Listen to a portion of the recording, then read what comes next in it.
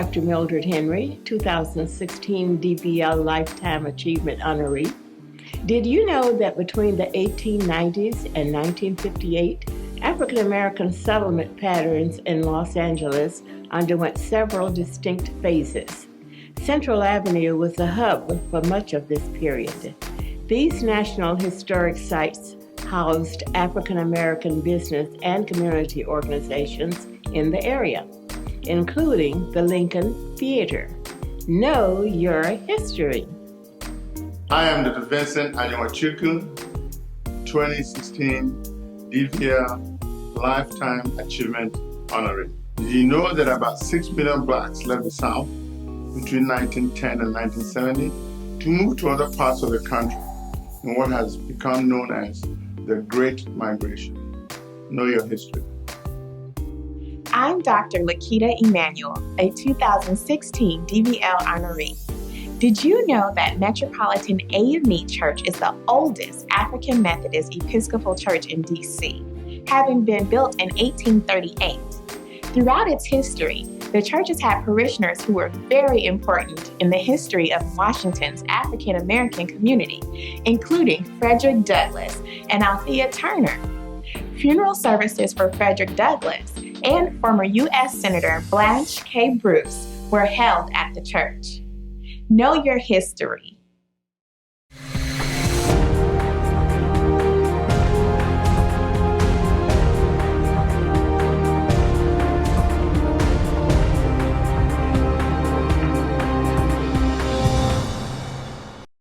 Hi, I'm Dr. Mildred Henry, 2016 DVL Lifetime Achievement Honoree. It means that one has a set of principles and guidelines and a determination that they wish to fulfill. The vision is, what do you see that you would like to do to contribute to youth, to society? What is your legacy? To me, my vision and premise would come from my past.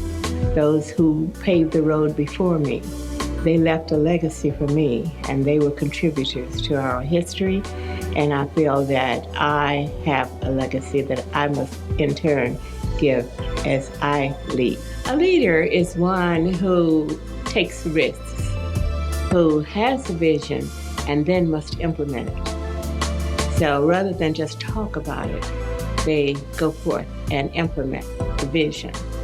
And no matter what the consequences are, they're willing to take that risk. To me, that is a leader.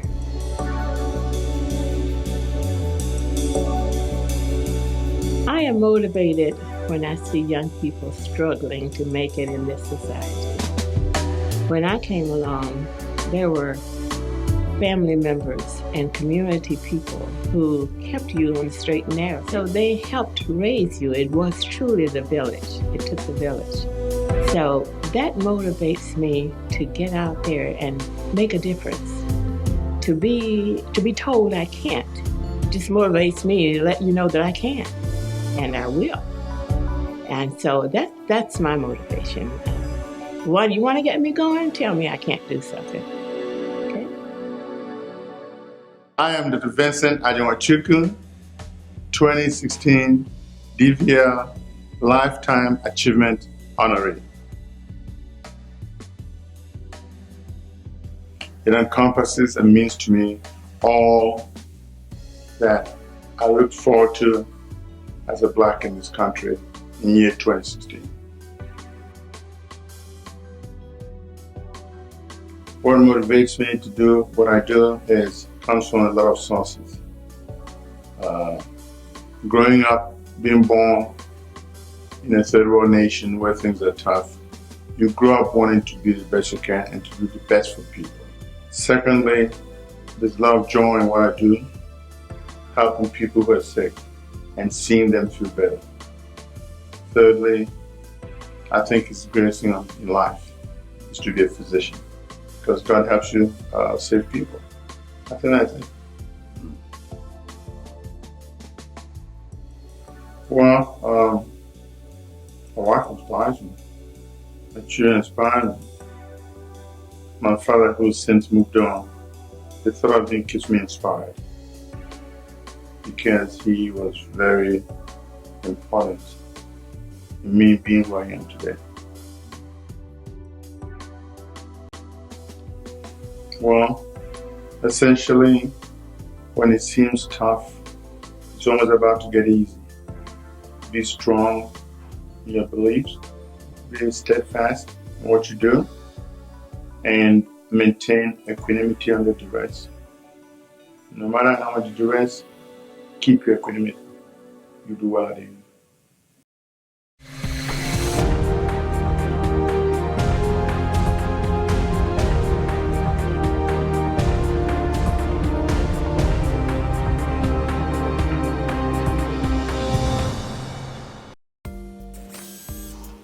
I'm Mina Blazy, a 2016 DVL honoree. Did you know that Bridget Biddy, Mason Monument Honors, one of the first prominent citizens and landowners in Los Angeles, California? During the 1850s and 1860s, Mason, a former enslaved person, founded the first African-American Methodist Episcopal Church in 1872. Know your history. I'm Thomas Lee. And I'm Tamara Lee. We are the 2016 DVL honorees. Did you know that John Philip Sousa Junior High School stands as a symbol of the lengthy conflict that ultimately led to the racial desegregation of public schools by the federal government in Brown versus the Board of Education in 1954? Know your history. Hello, I'm Joan Rudder Ward, a 2016 DVL honoree. Did you know that in August of 1908, Colonel Allen Allensworth and 4 other settlers established the town of Allensworth, 30 miles north of Bakersfield, with the goal of constructing a thriving community? A community where Blacks could create a better life for themselves outside of segregated U.S. society. Now a state historic park, it features many restored buildings, including the Colonel's House, historic schoolhouse, Baptist church, and library.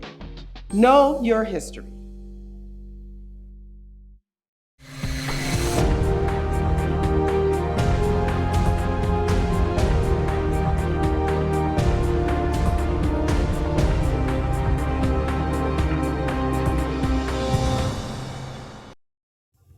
We're here today with Phyllis Morris Green, who is the public defender for San Bernardino County. Phyllis Morris Green is the first African-American woman to serve as the public defender for the county of San Bernardino. San Bernardino County is the largest county in the nation. We want to thank her for allowing us into her territory to learn more about what she does in her role as public defender. Okay. Well, basically, we do a variety of things. Our basic core responsibility is to provide representation in criminal cases. We have an adult unit, and we also represent minors in juvenile court. But there's also other things that we do. We have a civil commitment unit, and in the civil commitment unit, we represent individuals who have been committed to a state hospital setting. So you are responsible for approximately how many in terms of a number of staff? We have around 247 staff, which 110 are attorneys, and I believe we are around 32 investigators, and then the rest are clerical, social workers, and IT individuals. Now, am I correct? Are you the first African-American woman to hold this position within the county? Yes. Now, what core or moral values are really important to you? Well, definitely honesty is important, and commitment and dedication, and a real passion of service. In this position, it can be a thankless job, and yet you know that you have to look beyond the immediate circumstances. You have to look beyond the anger, and to understand your mission and the fact that you can impact that person life. Accountability is important. As an attorney, we represent clients, each client individually before the court. And so the client has to have confidence that we understand their predicament and that we can represent their interests before the court. And if you want to be a competency is another value. If you want to be a competent attorney, you have to understand the client's story. And that's probably in line with my own moral values. And I also add to my own moral values that I'm a spiritual person. And I believe that there are real bondage that people can get themselves in, but there is a God that can free them of those bondages. So as you look back, what can you say that you are most proud of? I'm going to group it, and I'm going to say that I'm most proud of my advocacy. I often tell my attorneys that your advocacy is important because you don't know how your advocacy can change the life of another.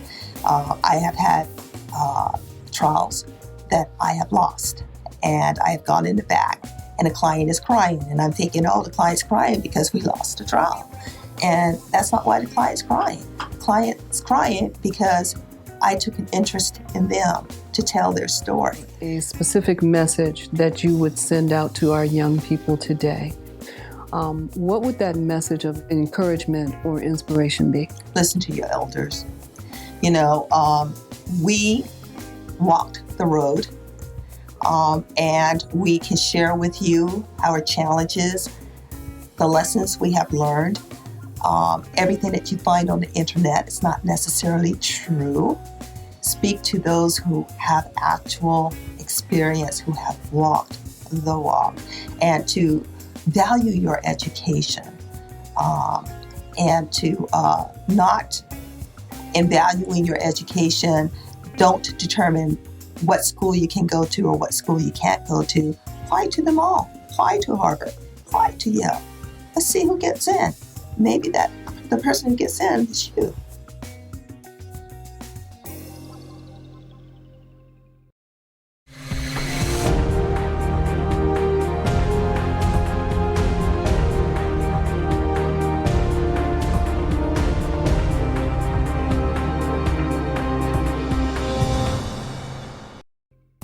Hi, I'm Cedric Evans, a 2016 Dreamers, Visionaries, and Leaders honoree. Did you know that the first Black to receive a patent was Thomas L. Jennings in 1821 for a dry cleaning process? He used the money earned from the patent to purchase relatives out of slavery and support abolitionist causes. Know your history. I'm Vicki Mack, a 2016 DVL honoree. Did you know that Mary McCoy Bethune's Council House, located in our nation's capital, is where she achieved her greatest recognition? It was the first headquarters of the National Council of Negro Women and was Bethune's last home in D.C. It was from here that she brainstormed programs and strategies to advance the interests of African American women. Know your history. Hi, I'm Alexandra Gessesse, a 2016 Dreamers, Visionaries, and Leaders honoree. Did you know that Elijah McCoy, the son of escaped slaves from Kentucky, was born in Canada and educated in Scotland?